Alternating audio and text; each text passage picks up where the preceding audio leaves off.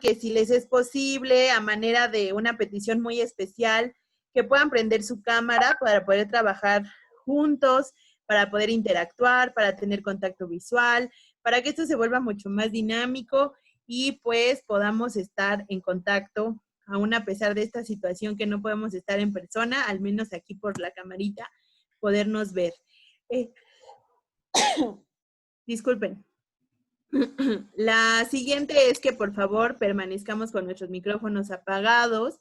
Esto nos va a permitir que todo sea mucho más dinámico y respetuoso pues para todos.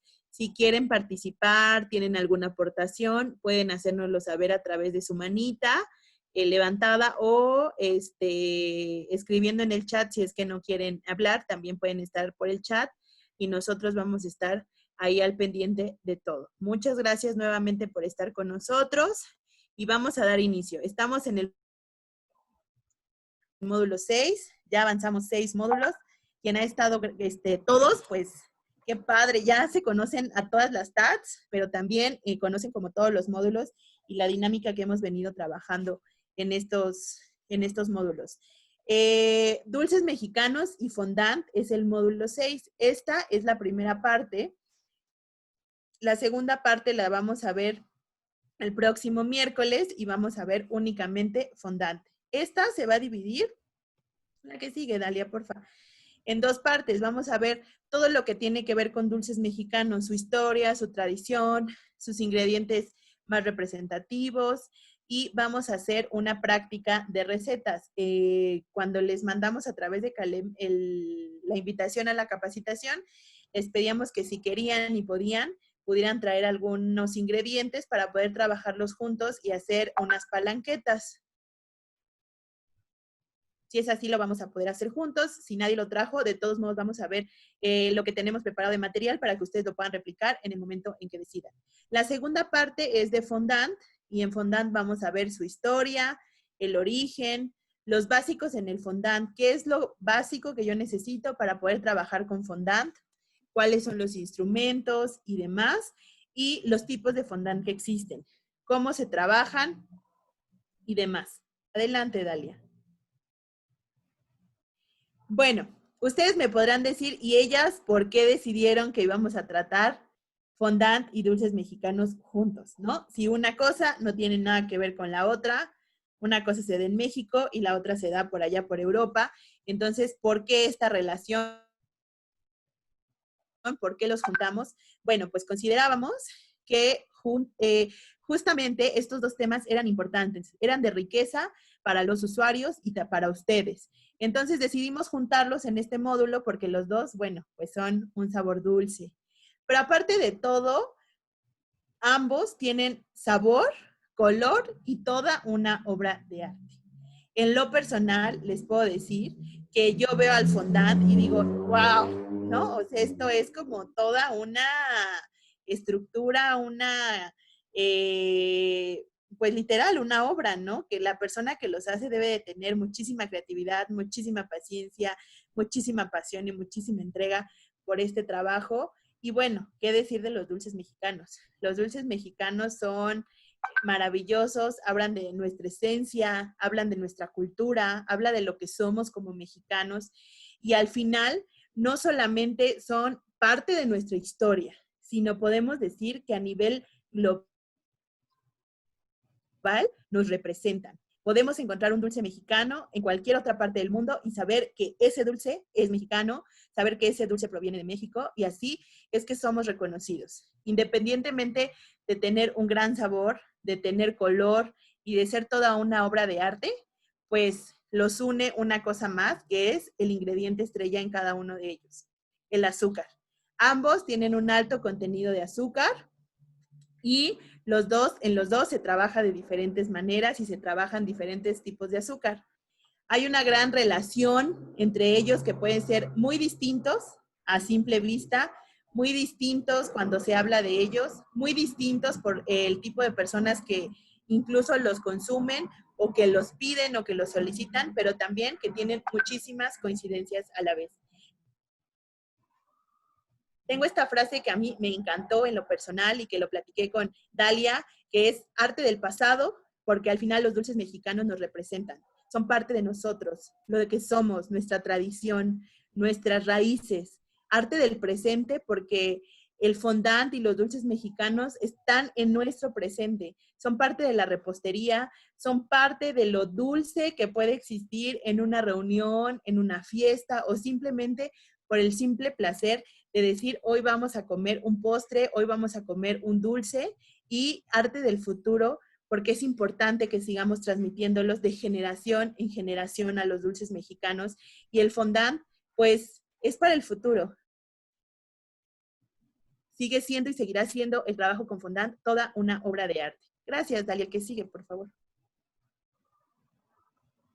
Sabor, tradición y cultura, ya les decía, son los dulces mexicanos. Y no me podrán dejar mentir, o quizá alguno de aquí me diga, eso no es cierto, pero muy en lo particular, para mí la palabra dulce es sinónimo de felicidad. Y muchos lo pueden corroborar. Incluso un niño le dices, vamos por un dulce, y entonces es así, como que su expresión cambia completamente. Hay niños que, bueno, por su edad todavía no comen lo dulce, pero incluso si les ofreces una fruta y una verdura,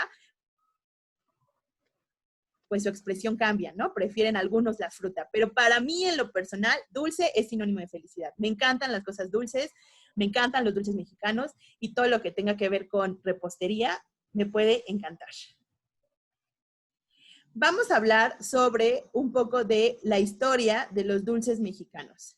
Pero antes de eso, vamos a decir qué es un dulce, ¿no? O sea, si hablamos de dulce mexicano, ¿a qué se refiere? Un dulce mexicano se refiere a toda una familia de frutos cocidos en azúcar o piloncillo. Estos frutos, denme un segundo porque están llegando personas. Listo. Se refiere a toda una familia de frutos cocidos con azúcar o piloncillo. Y estos los podemos encontrar en diferentes formas y de diferentes sabores. Por ejemplo, aquí tenemos la calabaza en tacha, que es un postre nacional que a su vez recibe diferentes nombres en otras regiones del país. O también tenemos el dulce de tejocote. O también tenemos como los dulces muy comunes que están en el centro del país. Pero cada uno de estos dulces recibe o puede recibir otros nombres en otra región de nuestro país, ¿no?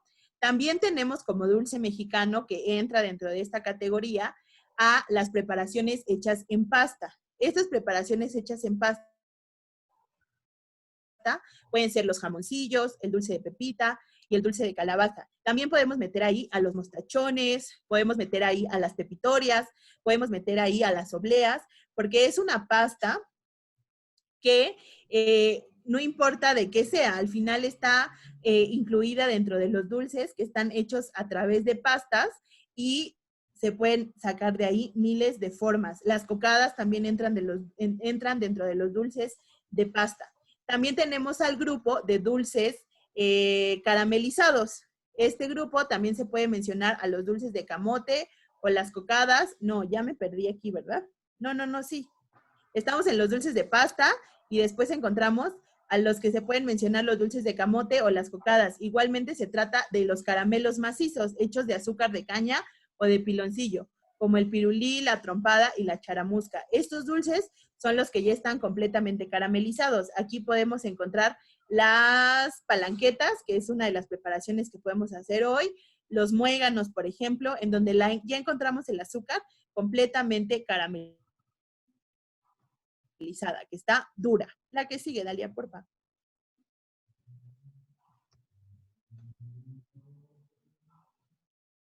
Herencia mestiza de la conquista. Los dulces mexicanos son nuestros, porque incluso ya lo dice su nombre, pero estos vienen de una transformación, vienen de una herencia.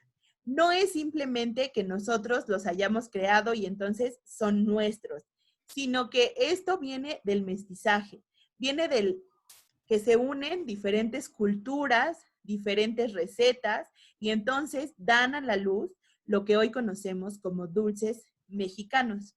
Los dulces típicos son parte importantísima de nuestra gastronomía.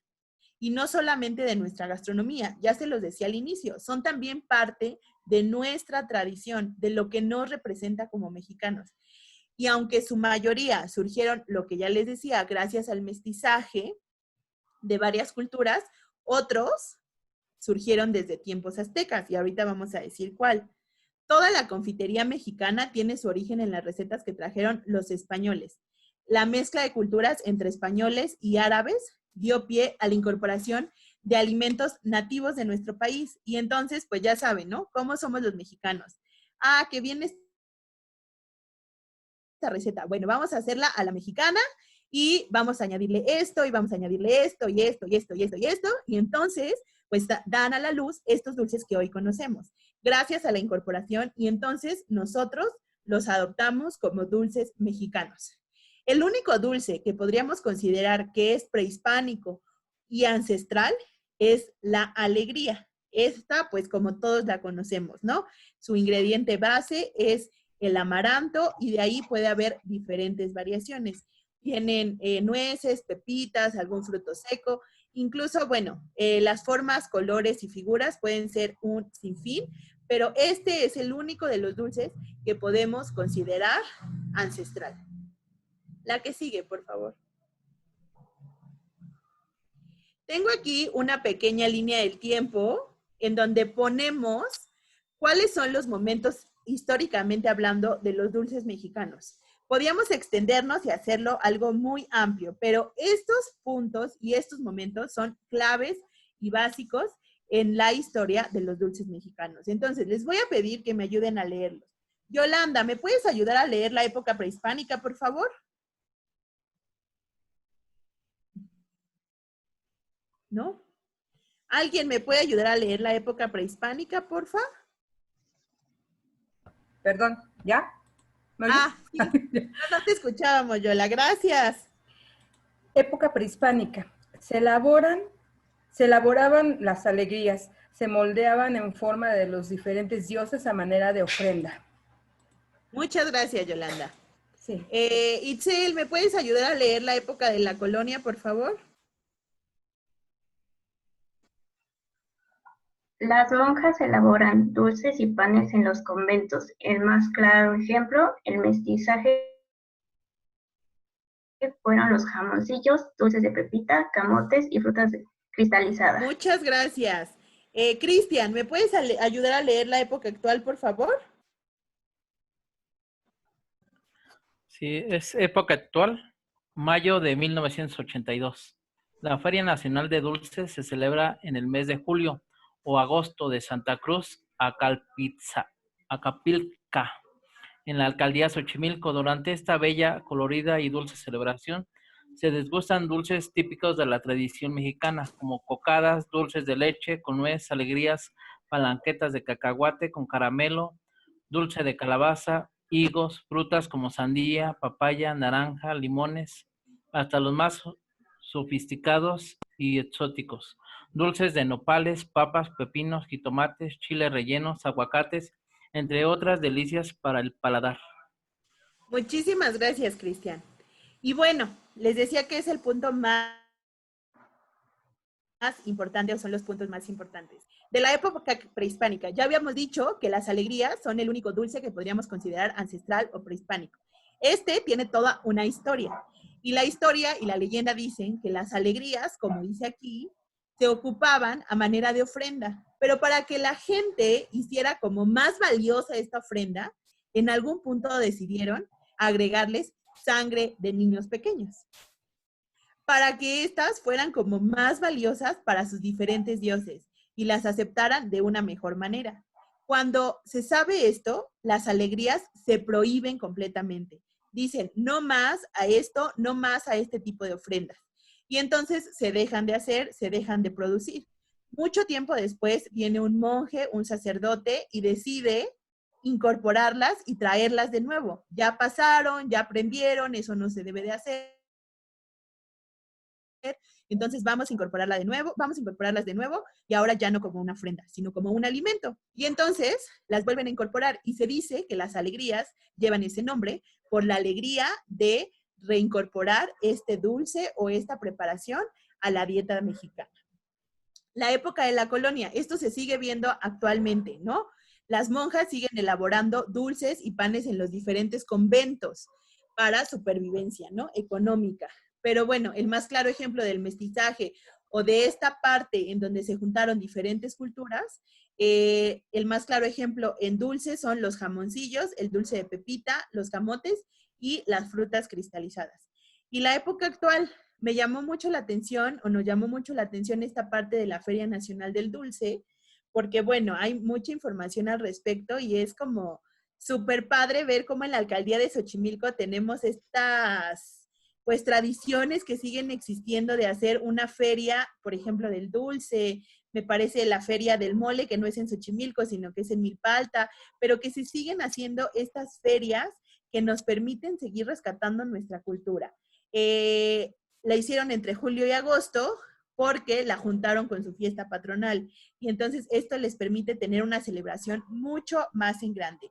A esta feria asiste turismo local, asiste turismo de otras partes de nuestro país y también asiste turismo internacional. Vienen específicamente a esto y podemos encontrar grandes excentricidades. Ellos hacen concursos en donde se elige o en donde preparan dulces excéntricos o dulces que no se han preparado antes para poderlos incorporar. Y bueno, yo antes jamás me hubiera imaginado que podría haber un chile relleno cristalizado, ¿no?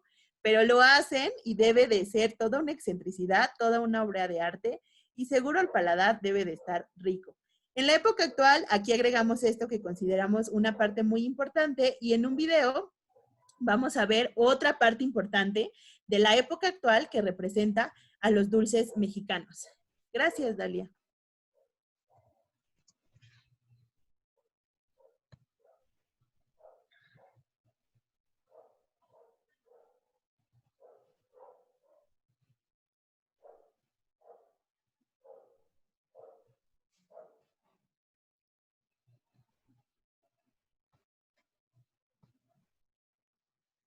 ¿Ya pueden ver la pantalla?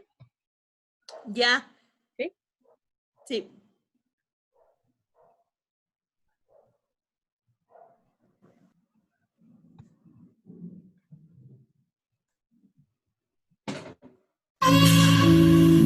¿Sí lo escuchan?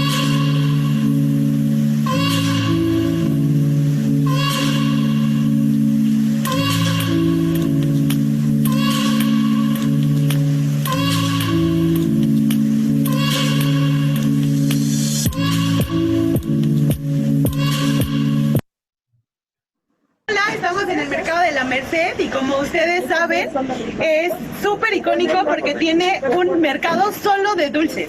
Justo estamos en un puesto de mercados de dulces mexicanos, dulces tradicionales mexicanos.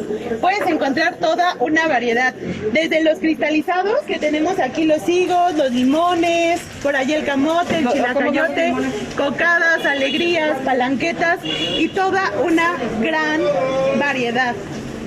Está increíble ver como todas las variedades.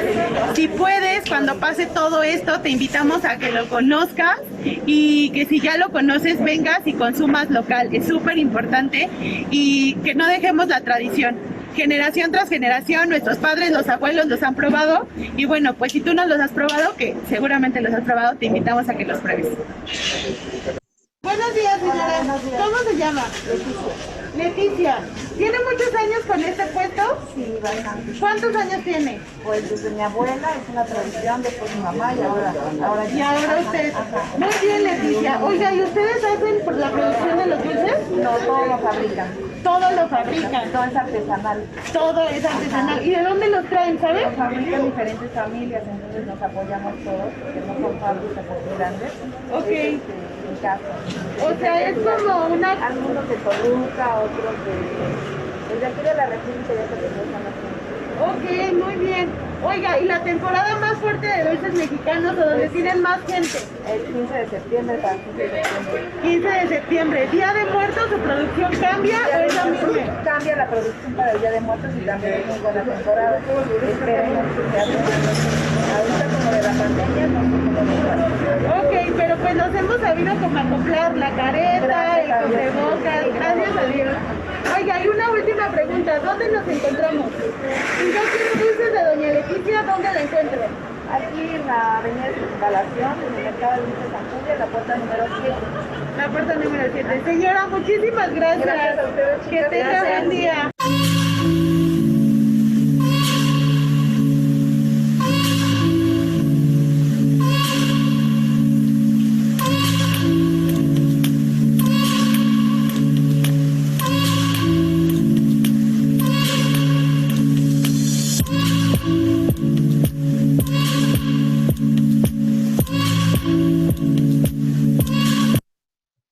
Es súper importante recordar que también tenemos dulces típicos por temporada. Y una de las mejores temporadas, o la más icónica en nuestro país, es el Día de Muertos.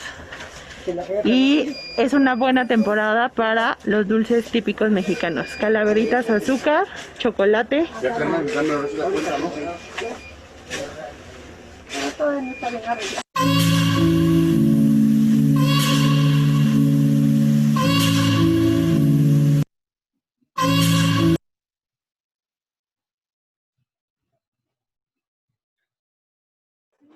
Muchas gracias, Dalia. Bueno, y pues algunas TATs y nos dimos a la tarea de hacer algunas visitas justamente por la situación que hoy se está viviendo, ¿no? Quizá antes con la situación era mucho más sencillo que los usuarios pudieran como conocer este tipo de lugares, pero bueno, lo que queremos es que bueno, ustedes probablemente conocen este tipo de lugares, pero quizá hay muchos usuarios que no lo conozcan. Entonces, el objetivo, uno de los objetivos de hacer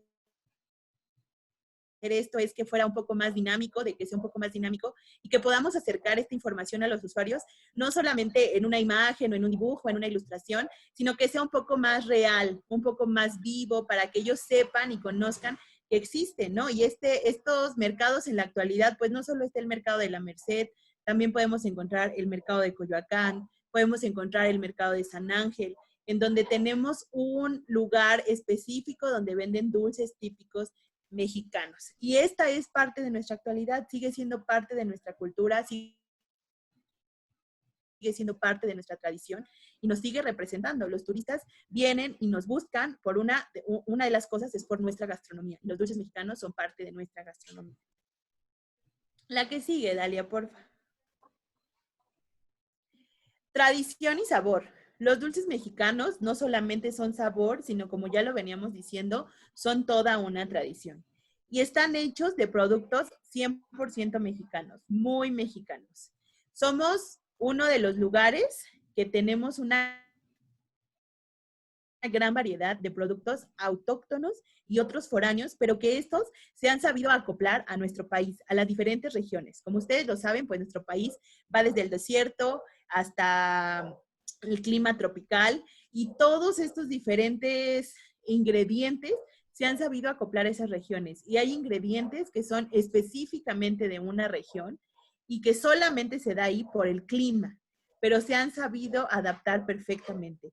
La pluralidad de los diferentes productos que componen nuestra cocina y la variedad de ingredientes que encontramos en los dulces mexicanos proviene de nuestro país. La que sigue, Dalia, por favor.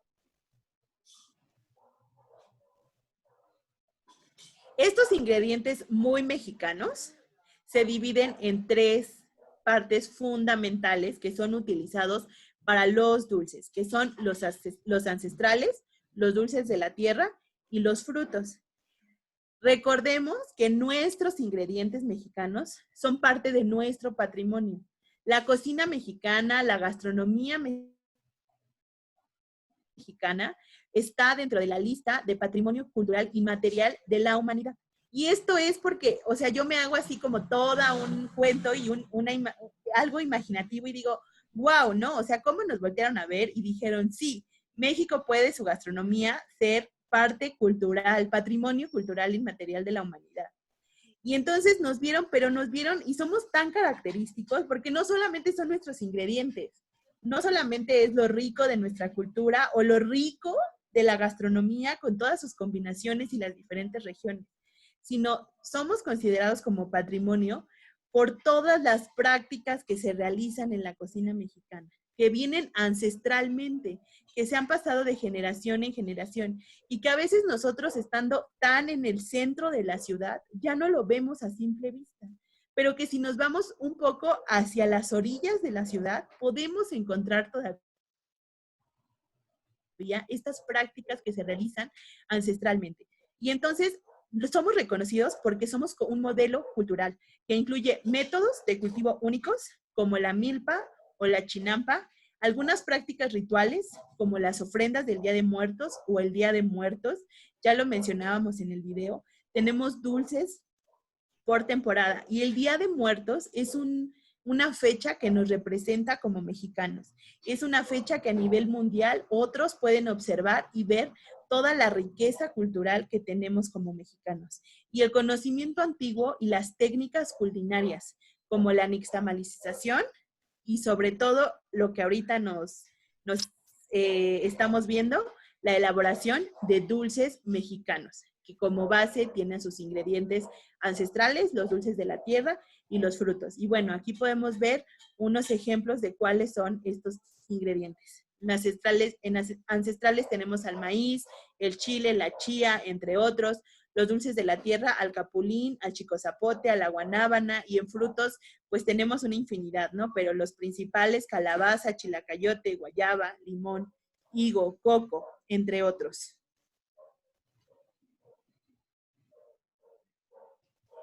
Y aquí vamos a hablar de algo súper importante, el amaranto. Todos aquí seguramente conocemos el amaranto y lo hemos probado. A lo mejor conocemos únicamente pues lo que ya nos venden, ¿no? Su proceso de producción y demás. Ya no vemos la planta, pero vemos el fruto, que son las pequeñas esferitas que si las tiramos, es todo un desastre porque no sabemos ni dónde cayeron. Pero el amaranto es una superfood, es un super alimento. Hoy en día es considerado como uno de los mejores alimentos que tenemos en México por su alto contenido nutricional. Hoy que está como muy en auge esta parte de las tiendas de superfoods y de alimentos que no contaminan y de alimentos que tienen mucho nivel nutricional, pues bueno, el amaranto está incluido dentro de esos. Hoy en día podemos encontrar leche de amaranto, podemos encontrar harina de amaranto y todo esto, el amaranto en diferentes formas, presentaciones, por todo lo que contiene. El huahuitli, como se le nombra en náhuatl, está presente en la alimentación de los humanos desde hace cientos de años. O sea, ahora la cultura, bueno, la moda, porque es una moda, y estos nuevos tipos de alimentación que han surgido lo traen como un superfood. Y como vengan y compren amaranto, y el amaranto como algo así muy alejado, ¿no? Como algo muy exótico o excéntrico. Pero la realidad es que el amaranto viene y ha sido parte de la alimentación de los humanos desde hace muchísimos años. Algo muy importante y por lo que es considerado un superalimento es que este no contamina el medio ambiente en su proceso de producción y como ya les decía, tiene un alto contenido nutricional. El 11 de octubre del 2017 se decretó como el Día Nacional del Amaranto el 15 de octubre. Con apoyo, esto fue, y lo decidieron, con apoyo de productores de 8 estados del país, el Instituto Nacional de Investigaciones Forestales, Agrícolas y Pecuarias, procesadores del cultivo y la Universidad Autónoma de Chapingo.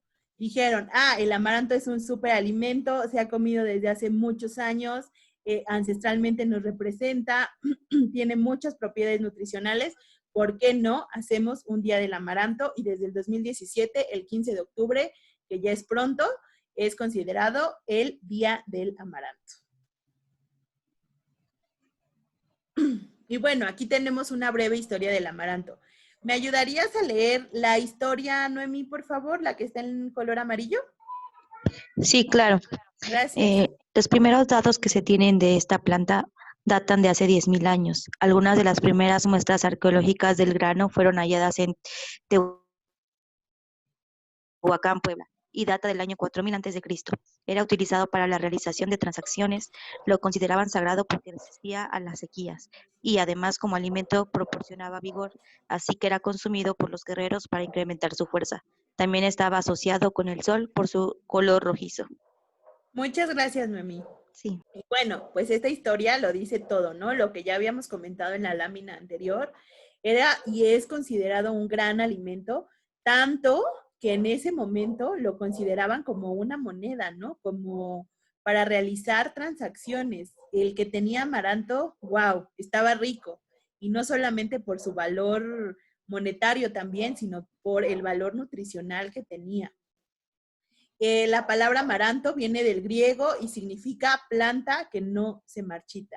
Entonces también una de las partes por las que era considerado con gran valor era esta, porque soportaba grandes sequías, soportaba como todo. Entonces dijeron, bueno, ¿y esto de qué está hecho? ¿Qué onda? ¿Por qué no? Pero bueno, tiene grandes propiedades y una de sus grandes características es que la planta del amaranto no se marchita. Está constituido por una excelente fuente de aminoácidos como la lisina, además de tener vitaminas A, B, C, B1, B2, B3, ácido fólico, calcio, hierro y fósforo. Es muy útil si ustedes están buscando aumentar el consumo de proteínas de origen vegetal y tiene muchos más nutrientes. Uno de los más característicos y por los que la gente lo está consumiendo actualmente es por su alto contenido en fibra. Y una de las ventajas que tiene al consumirlo es que ayuda al sistema digestivo por su alto contenido en fibra. Este llegó a ser muy importante en los cultivos precolombinos, tanto que dentro de las actividades agrícolas se le consideraba en el mismo nivel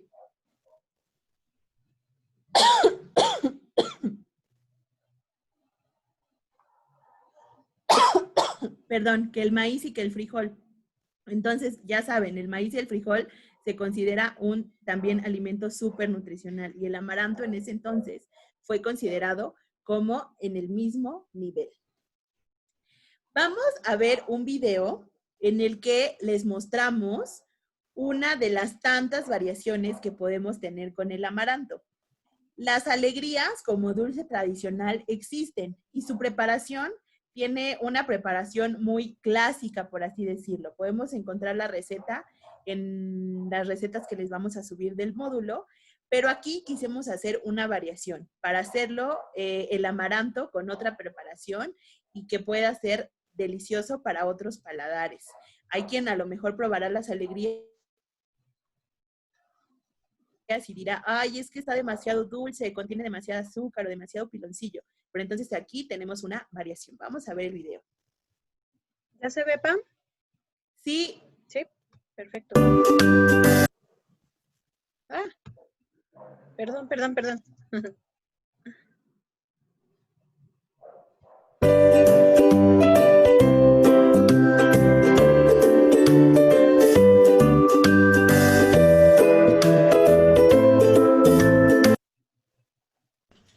Hola, estamos en el módulo 6, fondant y dulces mexicanos. Y vamos a hacer una receta con un súper alimento. El amaranto va a ser nuestro protagonista de hoy. Vamos a hacer unos bites de chocolate blanco con matcha.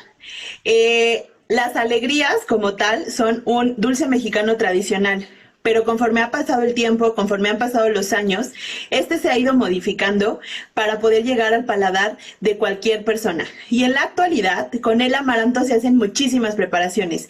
Hoy vamos a hacer una receta que podríamos llamar alegría. Yo le quise llamar bites de chocolate blanco con matcha, pero en realidad tú las puedes hacer de la forma que tú quieras, el sabor que tú quieras, porque hoy en día el amaranto lo consume todo tipo de gente y para que llegue a muchos más paladares tiene que tener diferentes formas y diferentes combinaciones. La receta de alegrías tradicionales la puedes encontrar en las recetas del material didáctico, pero hoy en este video quiero que aprendamos juntos a hacer esta nueva receta que podríamos decir que es una fusión. Para esta receta necesitamos 100 gramos de amaranto natural. Necesitamos 70 gramos de chispas de chocolate blanco. Yo voy a usarlo blanco porque me gusta el tono que agarra junto con el matcha. Y media cucharadita de té verde, té matcha en polvo. Lo primero que necesitamos hacer es derretir nuestro chocolate y temperarlo. Y posteriormente vamos a poder hacer toda la preparación. En realidad es una receta muy sencilla. Te va a tomar pocos minutos realizarla. Para poder darle forma a los bites, yo voy a ocupar una hielera. Tú puedes ocupar el molde que tú quieras. Si no quieres bites y quieres hacer otras figuras, hay moldes que ya venden con el relieve de cualquier otra figura, o puedes hacerlos con una hielera cilíndrica o con una hielera un poco más grande o un poco más pequeña o de forma de estrella. Ya que tienes tu amaranto en un recipiente, vamos a agregar el té matcha encima. Esto con la intención de que al momento de echar el chocolate, lo vamos a revolver con la intención de que al momento de poner el chocolate, ya el matcha esté integrado junto con el amaranto y no se nos haga una plasta. Ahora vamos a agregar el chocolate que previamente ya está temperado, y la clase de chocolatería puedes checarla en el Classroom del módulo 5. Ahí están todos los tips que tú necesitas saber para trabajar con chocolate. Una vez que hayamos agregado todo el chocolate, vamos a integrar con movimientos envolventes todo el amaranto.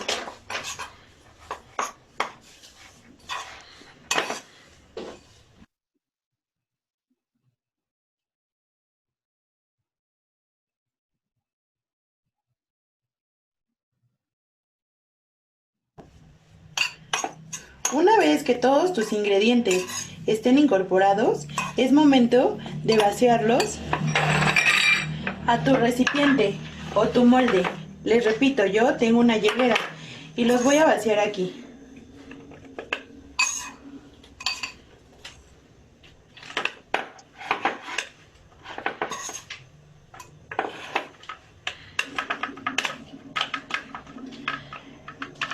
Es importante que cuando vayas agregando el amaranto o la mezcla, compactes. Esto nos va a ayudar a que la mezcla adopte la forma del molde y también que al momento de desmontar nuestro bite no se desmorone.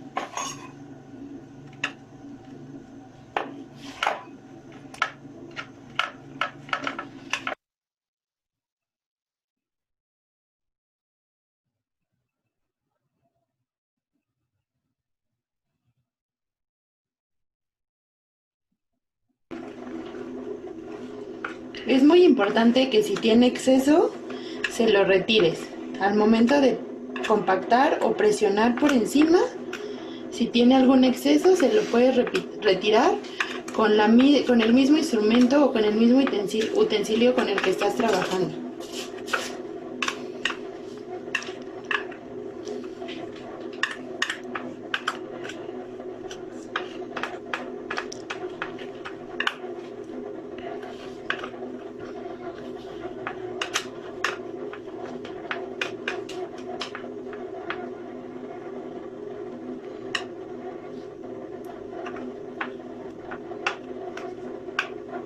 Y así vamos a dejar enfriar durante 45 minutos. Puedes meterlos al refri. Te recomiendo que los dejes secar a temperatura ambiente, o si los vas a meter al refrigerador, que los cubras con un papel plástico. Esto para que el chocolate y el matcha no tomen algún sabor que haya en el refrigerador. Recuerda que el matcha y el chocolate son delicados de trabajar, por lo tanto hay que tener cuidado al momento de hacerlo. Una vez desmontados, así es como nos quedan nuestros bites de matcha con chocolate blanco. Miren. Y bueno, son una opción súper saludable para comer como colación, para invitarles a los niños. Tienen un sabor delicioso, pero incluso también para ponerlos a la venta.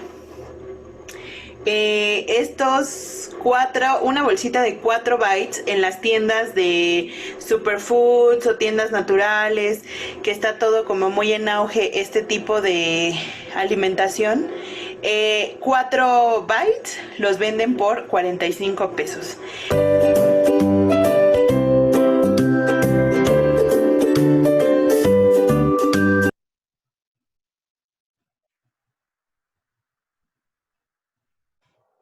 Gracias, Dalia. Bueno, y pues esta es una receta con una variación. Van a poder encontrar el video y la receta en el Classroom. Lo hice de matcha porque yo en lo personal soy muy fan del matcha y del chocolate. Y pues son una gran opción si no queremos consumir o no queremos realizar o enseñar la clásica receta de alegrías. Podemos hacerla con sus variaciones. Podemos hacerlo solo de chocolate, podemos agregar cualquier otro tipo de sabor y podemos hacerlo, como les decía en la receta, como bites o con otro tipo de molde para darles cualquier otro tipo de forma. Muchas gracias, Dalia. Veíamos cuando estábamos lo de los ingredientes que en México tenemos diferentes regiones y esas regiones hay diferentes ingredientes. Así como los ingredientes y cada región es un mundo, incluso estando en México, porque uno puede ir incluso aquí cerca, no sé, a Guanajuato y nos van a dar algo típico de Guanajuato, incluso pues estando muy cerca de la ciudad. Así cada región de nuestro país tiene sus cosas muy típicas o su gastronomía muy típica. Aquí podemos encontrar una lista de los dulces típicos de cada uno de estos estados y que prácticamente puedes ir a Monterrey y en cualquier mercado encontrar este dulce típico. En Monterrey podemos encontrar los viejitos de piloncillo, en Coahuila podemos encontrar los dulces de higo y nuez, en Colima podemos encontrar los alfajores, en Veracruz las cocadas y los dulces de pepita, en Guanajuato la deliciosa cajeta, en Guerrero los tamarindos que nos venden al pie de playa con chile o solo con azúcar o naturales, en Morelia podemos encontrar los mostachones, Puebla los camotes y dulce de leche, en Hidalgo podemos encontrar miel de piru y dulce de maguey, piña, camote y calabaza. En México, en Ciudad de México, perdón, encontramos los mercados de dulces, que ya vimos ahorita el de la Merced y que hay muchísimos otros más, pero lo más típico que podemos encontrar son calabaza en tacha, frutas confitadas, camote, nopal, higo, naranja, limón con coco, entre otros. Estos son como los más representativos.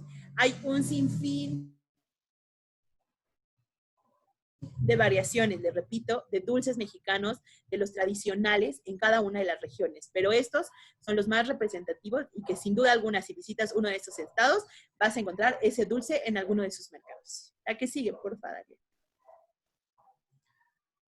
Y bueno, los dulces mexicanos más populares. Yo creo que todos aquí tenemos un favorito. Yolanda, ¿cuál es tu dulce mexicano favorito? Cuéntanos. No te Los escucha, borrachitos. Aya. Los borrachitos. ¿Ah? Los borrachitos. Ah, los borrachitos, muy bien. Itzel, ¿cuál es tu dulce favorito? Las palanquetas. Ay, qué rico. Gracias. Noemí, ¿cuál es tu dulce favorito?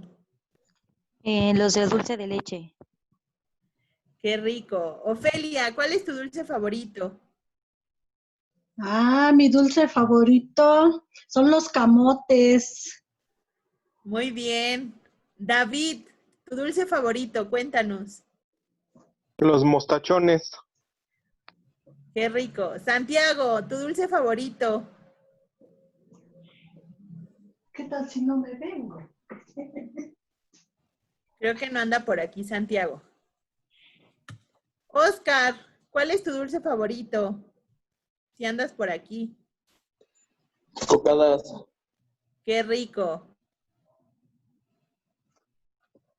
Carla, ¿tu dulce favorito? Las obleas. Sí, claro. Muchas gracias. Pues así podríamos preguntarnos a todos y todos vamos a tener un dulce favorito. Y uno diferente. Hay un sinfín de dulces. Los más populares y que seguramente su dulce favorito está dentro de los más populares, los vamos a encontrar aquí y los vamos a mencionar súper rápido. Las cocadas. A veces las podemos encontrar de color naranja, a veces las podemos encontrar blancas, a veces las podemos encontrar en una forma como doradas, que parecieran como galletitas, porque las meten al horno para darles una consistencia crujiente, pero todas estas las podemos llamar cocadas. También reciben el nombre de veladoras. Esas cocadas que son así larguitas y que muchas veces las encontramos de color blanco o cafecito, que pueden incluir también nuez, canela y así. Estas reciben el nombre también, aparte de cocadas, las conocen como veladoras. Estas nacen en los estados costeros de nuestro país. Tenemos a las obleas de pepita. Estas son oriundas de Colima y de Zacatecas y se preparan con harina de trigo. Al inicio veíamos las categorías de los dulces mexicanos. A las obleas las podemos encontrar dentro de los dulces hechos con pastas. Oiga, una pregunta. Estas son una pasta de harina, perdón. Yo soy María Santiago. Cuando dijiste Santiago, ¿te referías a mí? Perdón. Ay, perdón. Sí, es que como aquí tu nombre dice Santiago Sí. García, por eso lo dije. Discúlpame, María. Bueno, sí, soy María Santiago García, perdón. Y bueno, me tardé también porque apenas le estoy hallando y estaba reactivando mi micrófono. Ajá. Está Perdón, bien, María. ¿Cuál es tu dulce favorito? No, pues hay varios. Las alegrías, las cocadas, las palanquetas, las obleas. En realidad México tiene mucho, mucho. Y Así bueno, es. a mí me Así gustan todas esas. Ok. Muchísimas gracias, María. No, al Estas, contrario. les decía, están hechas de una pasta de harina, de trigo, con azúcar y tienen pepitas alrededor y estas son pegadas con miel de piloncillo, que lo utilizamos como pegamento comestible. La que sigue, Dalia, por favor. Otro de los dulces más populares encontramos a las alegrías, que ya lo habíamos dicho, tienen una gran relevancia porque es un dulce prehispánico, es un dulce ancestral. Este es amaranto en cuadritos o incluso de cualquier otra forma. Están pegadas con miel o con piloncillo. Y los famosos y maravillosos dulces cristalizados, que tenemos una gran variedad de frutas. Ya vieron que en la feria del dulce típico o del dulce cristalizado, pues se hacen grandes excentricidades, ¿no? Chiles rellenos, ya lo vieron, tenemos chiles manzanos cristalizados, aguacates, pero los más populares, pues ustedes ya los conocen, piña, nopal, camote, chilacayote, esos son como los más conocidos y son frutas sumergidas en azúcar hasta que tiene la consistencia como de una joya porque son brillantes, ¿no? Tienen sumamente, completamente cubiertas de miel y quedan brillantes. Por eso se llaman dulces cristalizados. La que sigue, Dalia, por favor.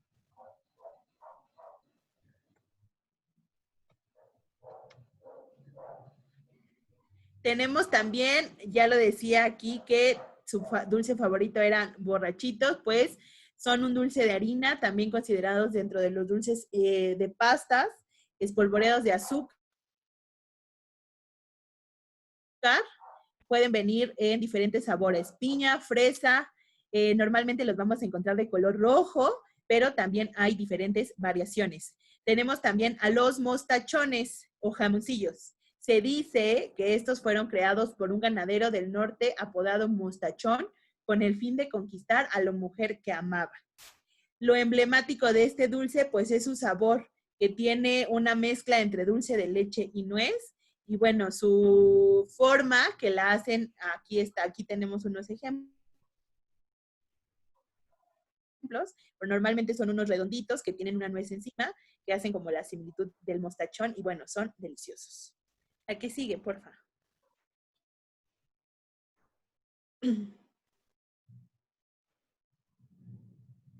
Tenemos a las palanquetas, que son de cacahuate, normalmente las encontramos de cacahuate, pero estas pueden tener muchas variaciones. También pueden ser hechas de pepitas. Este dulce se mezcla con piloncillo para darle la consistencia y la forma. La leyenda dice que Pancho Villa siempre viajaba con palanquetas para el camino. Esto pues también tiene un alto contenido nutricional y al final, pues en la mañana yo les decía, yo a veces o muchas veces cargo en la bolsa una alegría o una palanqueta, porque a veces ando en la calle o a veces se pasó el tiempo y tengo hambre, entonces bueno, saco mi colación, una palanqueta o una alegría y está perfecto como para matar un poco esta parte de si sentimos hambre antes de la hora o si se nos pasó la hora de la comida, pues es un buen alimento para consumir. Los merengues mexicanos, pues se preparan como cualquier otro merengue. Su base son las claras del huevo y el azúcar. Pero para tomar un toque mucho más mexicano tienen dos características. La primera es que se les agrega un poco de pulque a la mezcla. Al huevo y al azúcar se les agrega un poco de pulque. Y la segunda es su color característico. Un rosa mexicano que nos hace ver al merenguero por ahí pasar y saber que ahí están los merengues de color rosa, muy atractivos para la vista. Y de los merengues vienen los gaznates, que son láminas delgadas de harina que después se fríen, se rellenan y luego se hornean. Esto viene de los merengues. Gracias, Dalia.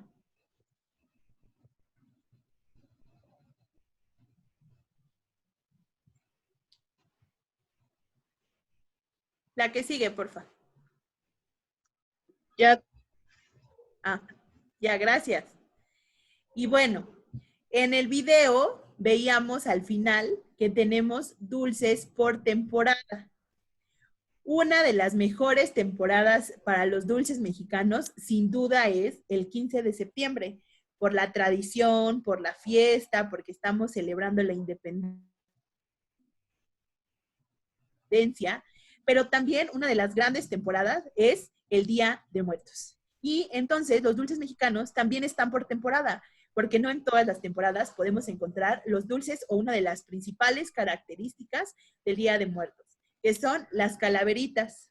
Calaveritas de azúcar, calaveritas de amaranto y calaveritas de chocolate. Estos dulces, en su mayoría, los podemos encontrar únicamente para la tradición mexicana del Día de Muertos. Ya lo mencionábamos con anterioridad, que es una tradición que viene 100% de nosotros, que es celebrada por nosotros y que da a conocer a otras partes toda la riqueza que tenemos, no solo como tradición, sino la cultura, cómo se hace, todo el paso ceremonial que lleva consigo el poner una ofrenda, el ofrecer estos alimentos, toda la historia que viene detrás de ello, y sin duda alguna en los altares del Día de Muertos podemos encontrar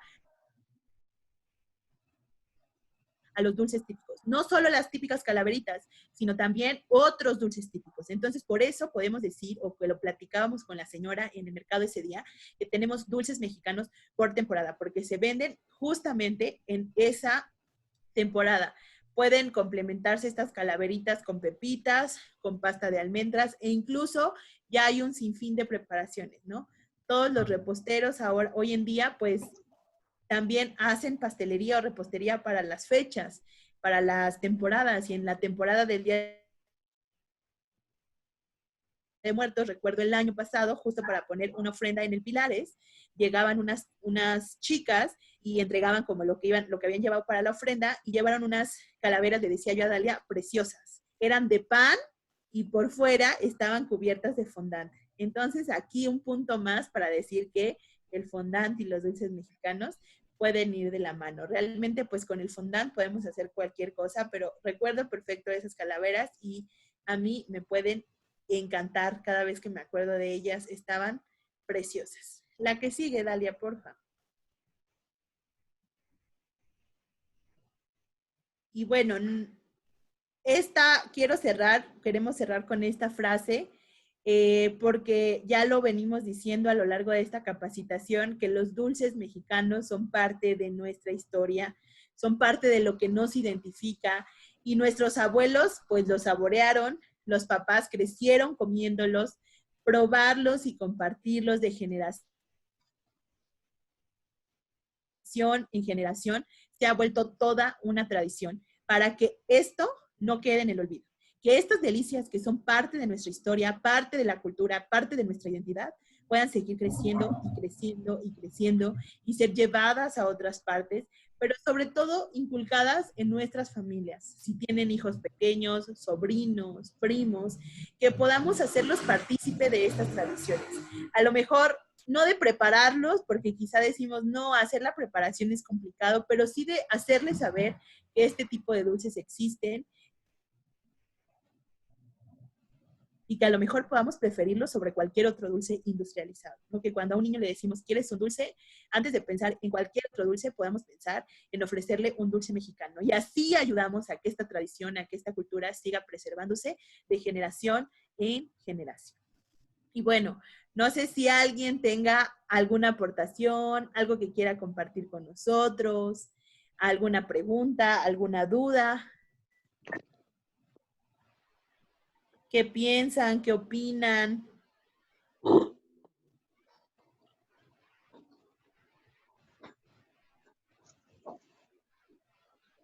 Creo que no. ¿Alguien? Si no quieren hablar, lo pueden escribir también por el chat. Estamos aquí pendientes. Sí, sobre el merengue. Sí. Sí, ese tiene una raíz más europea, lo que es el merengue, el gaznate, todo este tipo de dulces. El merengue sí como tal, el gaznate sí viene de nosotros, porque nosotros creamos como esa, por así decirlo, esa variación para comerlo. Pero el merengue sí viene pues sí, su historia viene de Europa. Gracias.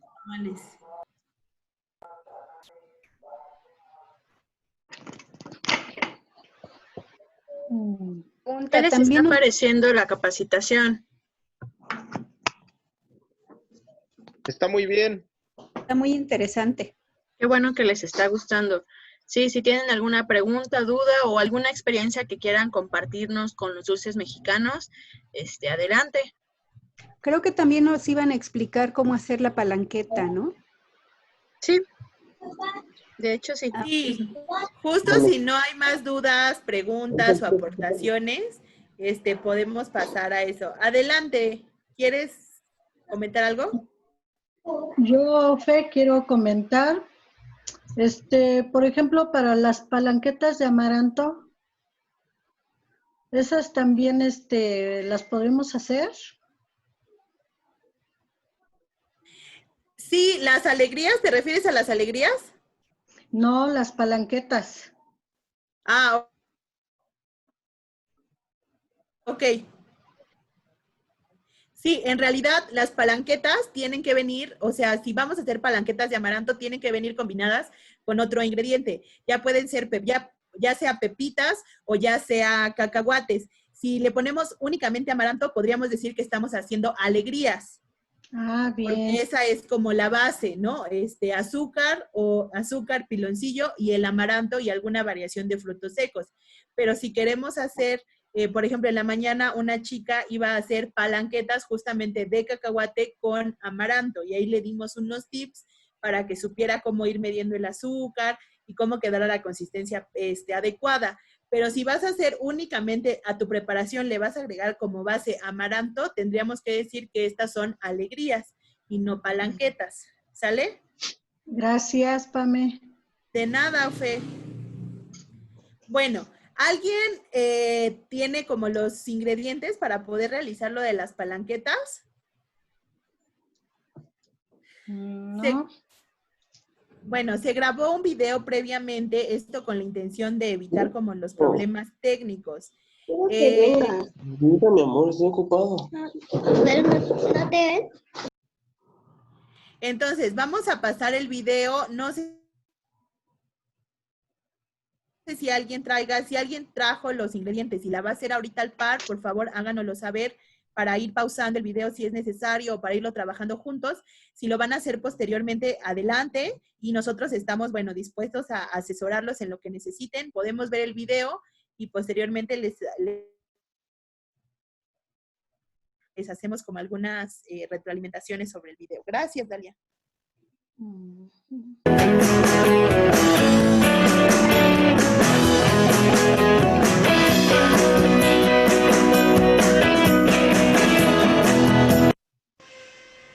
Hola, vamos a hacer una nueva receta. Recuerda que estamos en el módulo 6, fondant y dulces mexicanos. Esta es una receta muy dulce, pero también muy rica. ¿Quién no va a una tarde mexicana o simplemente a una fiesta con temática mexicana y dice, va a haber palanquetas? Bueno, pues nuestra receta de hoy van a ser palanquetas. Y lo que necesitamos para hacerlas son media taza de azúcar, 2 cucharadas de piloncillo, 2 cucharadas de mantequilla y 2 tazas de cacahuates.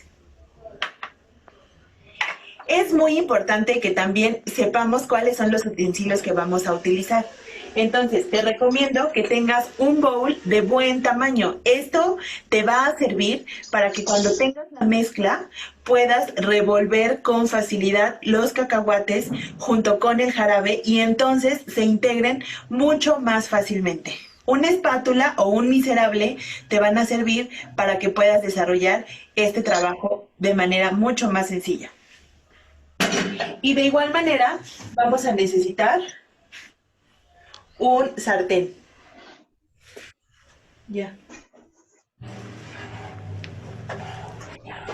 tenemos aquí nuestro jarabe.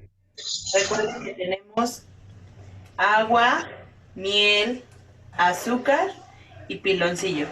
Y así está la consistencia de nuestro jarabe. Antes de que hierva, ya que tengamos integrados todos los ingredientes, tenemos que agregar los cacahuates y la mantequilla. Perdón, antes de continuar, Silvia me está comentando que no ve el video. ¿Los demás lo pueden ver?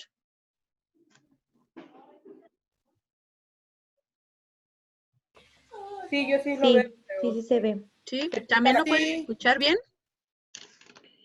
Sí, también. Sí se ve y se escucha muy bien. Ah, ok, perfecto. De todas formas, Silvia, si no lo puedes ver en este momento, ya que los demás sí lo están viendo, tal vez son problemas como del internet, vamos a dejar el link en la plataforma de Classroom para que lo puedas ver. Es muy importante que lo hagamos antes de que hierva para que esto no se caramelice. Vamos a revolver. Y mi recomendación es que una vez que hayan integrado y que la mantequilla con ayuda del fuego se derrita, lo pasen a un bowl amplio para que tengan oportunidad de dar movimientos y que esto quede completamente integrado. La mantequilla nos va a ayudar para que nuestras palanquetas no estén tan duras al momento de comer, para que los cacahuates tengan una consistencia mucho más deliciosa al momento de probarlas. Y definitivamente le va a dar un sabor mucho más delicado a nuestras palanquetas. Vamos a apagar el fuego y vamos a pasar a nuestro bowl o tazón toda la mezcla.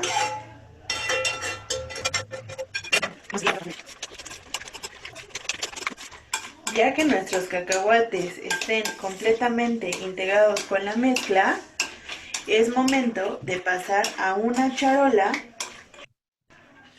Tenemos nuestra mezcla completamente integrada, como pueden ver.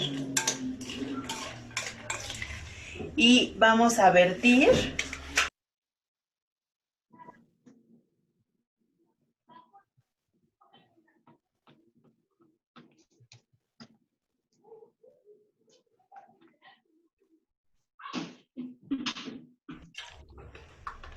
ya que lo tenemos extendido, lo que vamos a hacer es tomar otro papel encerado, vamos a poner encima y con nuestras manos vamos a presionar. Esto nos va a ayudar a que los cacahuates se apelmacen, ya que quede una forma mucho más pareja y homogénea en la superficie.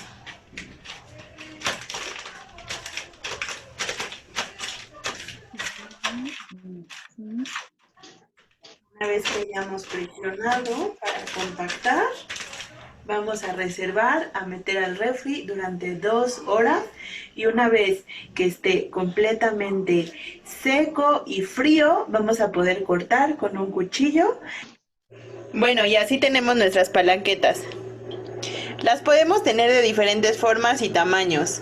Aquí están unas un poco más gruesas y aquí están unas un poco más delgadas, que incluso estas las podemos ocupar como tejas para decoración en cualquier tipo de postre.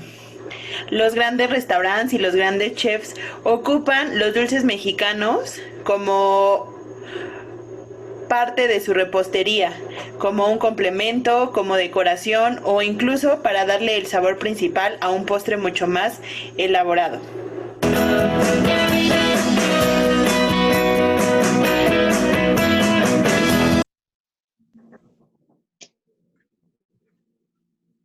Gracias, Dalia. Creo que por ahí hubo un desfase, los problemas técnicos. Yo siempre digo, la tecnología a veces es amiga, a veces no tanto. Entonces, el video completo lo van a poder ver en la plataforma de Classroom. Ya los videos los estamos subiendo a YouTube, entonces también es mucho más fácil, tanto para que ustedes los puedan ver, como si se los quieren presentar a sus usuarios, lo puedan hacer. Es una plataforma mucho más sencilla de ocupar de esta forma. Y bueno, no sé si tengan alguna aportación, alguna pregunta al respecto, o podemos pasar a la segunda parte de la capacitación con Dalia. Los escuchamos. Todo bien explicado, gracias. Gracias, Yolanda. Qué amable. Pues nos da gusto que les parezca, gracias Itzel, que les parezca todo bien explicado. Les reiteramos que si ustedes tienen alguna duda, que si necesitan algo, que si quieren ahondar como un poco más en algún tema o tienen alguna pregunta, nos la pueden hacer llegar a través del correo electrónico o del Classroom. Adelante, Dalia, los dejo aquí con nuestra maravillosa experta del fondant. Gracias. Antes de continuar con el siguiente tema, quisiera mencionar sobre el video de las palanquetas. En una parte menciona que le agrega agua. No hay que agregarla, solamente si empiezan a ver que su caramelo se empieza como a cristalizar, hay que agregarle un poco de agua y tener mucho cuidado al incorporarla, porque lo que puede pasar es que se cristaliza. Entonces, su caramelo va a terminar siendo azúcar nuevamente, ¿no? Entonces, hay que tener mucho cuidado. La mantequilla, precisamente como lo comentaba Pam, ayuda a darle un poco más de suavidad y un sabor un poco más rico, ¿no? Porque si se han dado cuenta, algunas palanquetas son muy duras, entonces la mantequilla le va a ayudar a que sean un poco más suaves. Entonces sí les recomiendo que el agua no se la agreguen a menos que vean que el caramelo se está empezando como a cristalizar un poco. Poner un chorrito. Muchas gracias, Dalia. Sí, se me olvidó hacer ese comentario, pero muchas gracias. Qué amable. No te preocupes. Gracias por enseñarnos, chicas. De nada, es un placer. De nada, nos encanta. Bueno, ¿les digo algo? Sí, claro. Yo lo iba a hacer y no me dio tiempo de nada. No te preocupes. ¿Ahorita lo ibas a hacer? Sí. Sí, pero ya no me dio tiempo de nada. Así es que terminando la práctica las hago. Perfecto, Ofelia. Nos mandas por ahí una foto para ver cómo te quedan. Claro. Ay, sí, ya tengo todos mis ingredientes, pero no me dio tiempo de nada. Sí, no te preocupes. Vamos como corriendo, pero si necesitas apoyo o así, podemos verlo después de la capacitación. Bueno, muchas gracias. Gracias a ti, Ofelia. Bueno, quisiera saber si alguno de ustedes ha trabajado con fondant.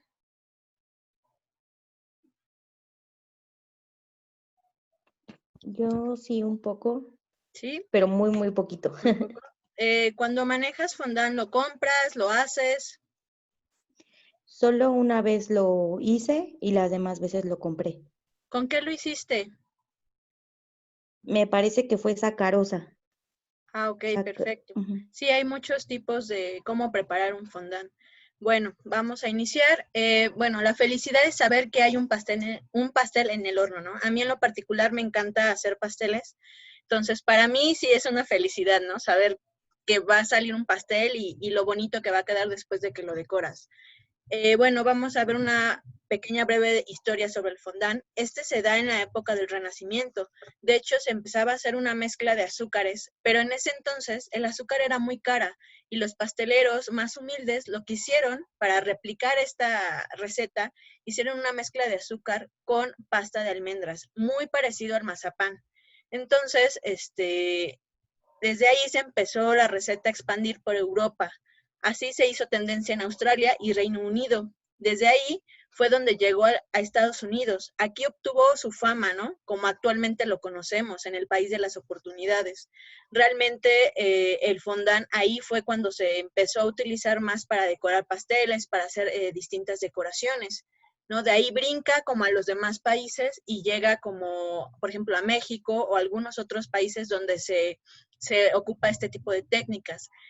El origen de la palabra fondant en francés significa que se funde. Precisamente una característica del fondant es que al momento de comerlo se va fundiendo porque sus componentes casi en su máxima expresión es azúcar, ¿no? Entonces, si yo mojo un azúcar, si me como un terrón de azúcar, pues se derrite en la boca, ¿no? Tenemos una breve historia de la caña de azúcar, porque, como lo mencionábamos, en estos dos temas que acabamos de ver, o que estamos viendo, tanto en los dulces mexicanos típicos como en el fondant, el ingrediente como básico, o más bien más importante, es el azúcar, ¿no?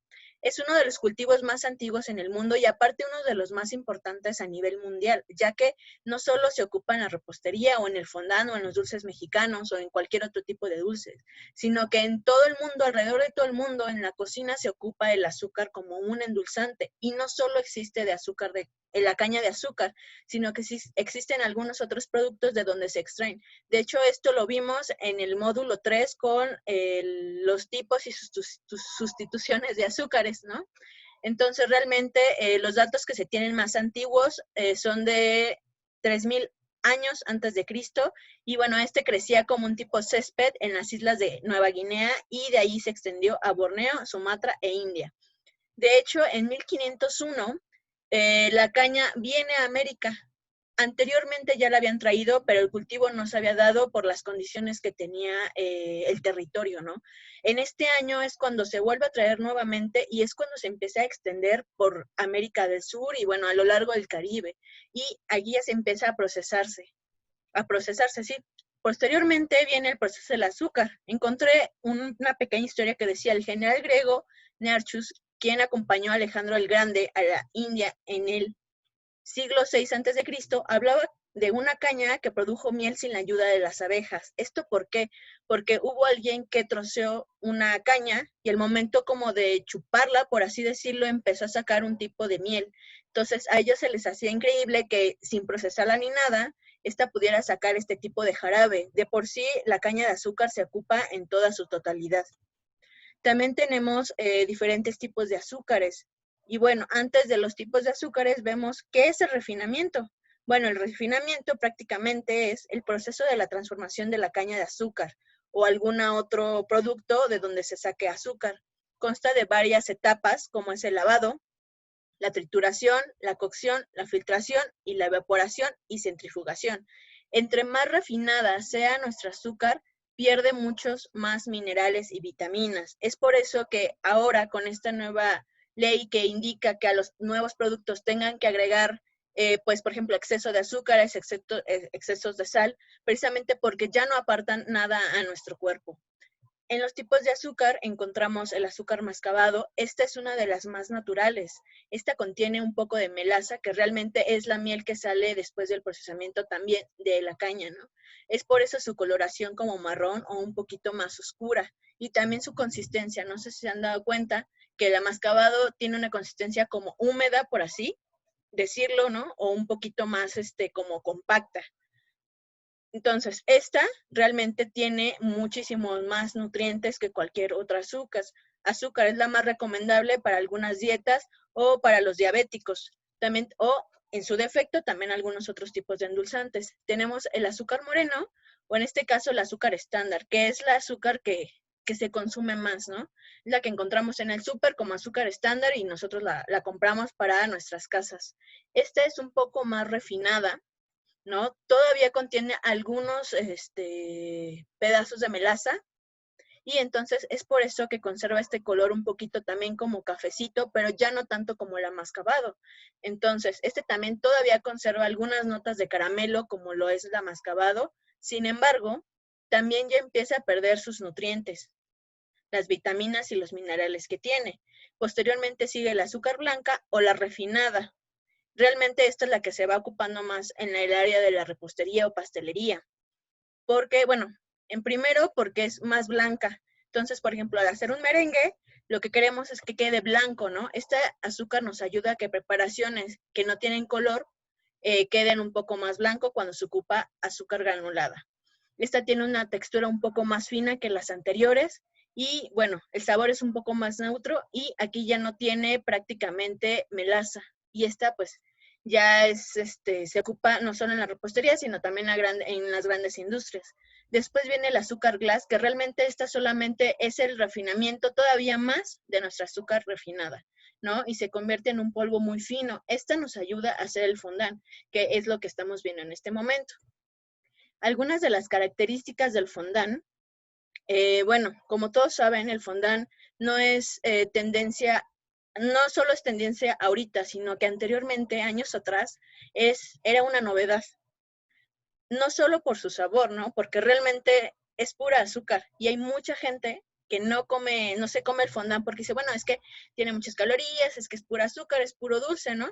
Realmente lo que tiene el fondant es la vista, es el arte que se crea con el fondant en algunos postres como pasteles, como galletas, como cupcakes, ¿no? Cualquier cosa, eso también ya dependerá mucho de la persona que lo esté haciendo. Bueno, uno de los rasgos más notorios es su manejabilidad y sobre todo su elasticidad. Con esto podemos hacer que nuestro fondant sea moldeable, ¿no? Es de aquí que podemos hacer cualquier tipo de creación, desde una figura muy básica hasta una obra de arte. Como lo mencionaba, una obra de arte, ¿no? Realmente aquí tenemos varias imágenes de algunos pasteles que se ven casi surreales o hasta que sean reales completamente porque son obras de arte y todas están hechas con fondant. Aquí solamente el único límite que tenemos para crear es nuestra creatividad. Y más que nada, pues es práctica, ¿no? Todos estos chefs que se dedican a trabajar con fondant, pues han trabajado ya mucho tiempo con él. Aparte, practican y sobre todo, pues la imaginación que tienen para hacer creaciones, por ejemplo, como este cocodrilo que vemos aquí, ¿no? O esta como catedral, realmente no desconozco cuál sea.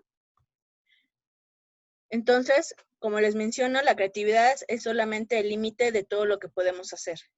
Algunos básicos en el fondant, o más bien utensilios que vamos a ocupar o para trabajar fondant, realmente hay una amplia gama sobre esto, ¿no? Ya existen millones y millones de utensilios que podemos ocupar para ciertas cosas, ¿no?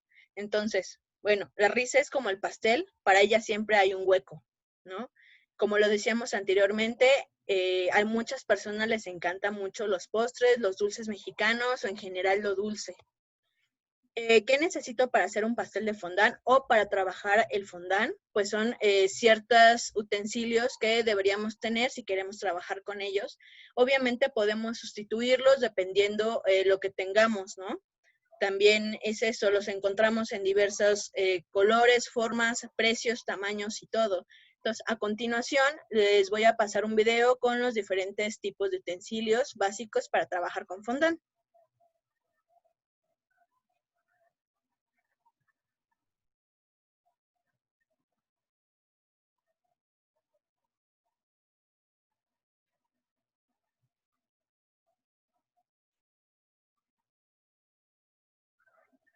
¿Me podrían ayudar diciéndome si ya pueden ver la pantalla, por favor? Sí, ya se ve.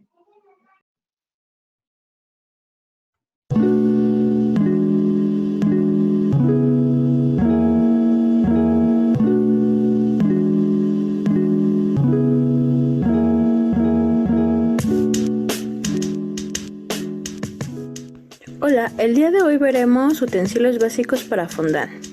El rodillo. Existen diversos tipos de rodillos, sin embargo, el mejor para trabajar con fondant es el de polipropileno, con estas ligas que están a los costados para ayudar a dar el grosor que queramos a nuestro fondant. También existen los texturizados para darle una diferente textura. Silpat o tapete de silicón. Este nos ayuda a que nuestro fondant no se pegue. Sin embargo, si no lo tenemos, podemos ocupar una superficie limpia y plana y agregar un poco de maicena sin excederse. Tenemos los modeladores o acocadores que ayudan a modelar el fondant de distintas maneras dependiendo la figura que hagamos, flores, muñecos, entre otras. Los encuentras de distintos materiales, formas, colores y tamaños, así que elige el que más te acomode. Pinceles y colorantes.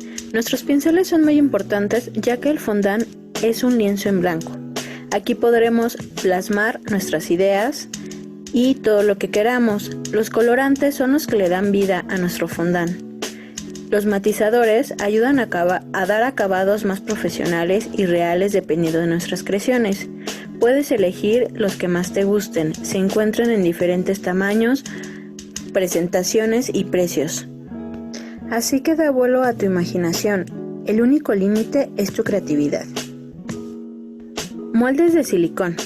Estos nos ayudan a darle un relieve a nuestras figuras de fondant. Son más prácticos ya que no tenemos que ocupar los modeladores. Son más rápidos y eficaces para dar acabados más profesionales a nuestras creaciones. Los existen en diferentes formas. Cortadores. Estos son de diferentes formas. Hay de metal, de plástico y con inyector. Estos nos ayudan a tener figuras un poco más básicas o diferentes, dependiendo de la decoración de nuestro pastel. Así que elige el que más te guste y el que más te acomode. Exacto y pegamento. El exacto nos ayuda a cortar piezas pequeñas de fondant. Si tenemos piezas más grandes o tiras largas de fondant, podemos ocupar un cortador de pizza o un cuchillo. El pegamento nos ayuda a pegar todas nuestras piezas y que no se muevan de su lugar. Alisador o smoother. Este nos ayuda a dar un acabado más liso y terso a nuestro fondant y al mismo tiempo da un brillo espectacular. Así que ahora, manos a la obra.